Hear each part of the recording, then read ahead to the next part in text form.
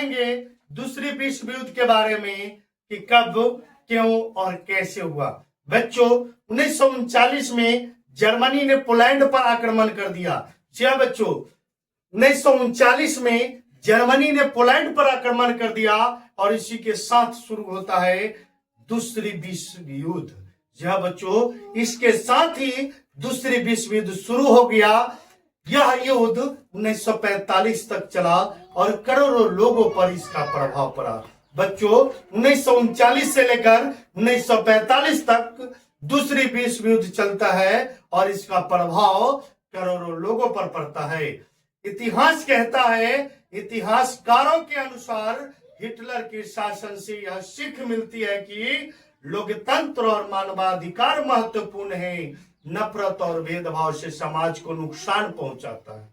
जब बच्चों, नफरत और भेदभाव से कभी कोई अच्छा कार्य नहीं कर सकता। शांति और सह-अस्तित्व भी मानवता की प्रगति का मार्ग है। बच्चों, जिसमें सहनशीलता है, जो शांत वातावरण से कार्य करता है, वही आगे महान बनता है और वही प्रगति का मार्ग पर जाता है। कहते हैं बच्चों, नफरत की आग में जलकर कभी कोई महान नहीं बनता। नफरत की आग में जलकर कभी कोई महान नहीं बनता। जो इंसानियत को अपनाता है वही सच्चे अर्थों में ऊंचा उठता है।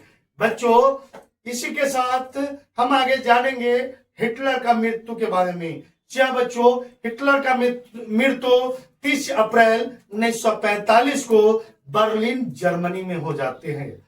जी बच्चों, 30 अप्रैल 1945 को हिटलर का मृत्यु बर्लिन जर्मनी में होता है।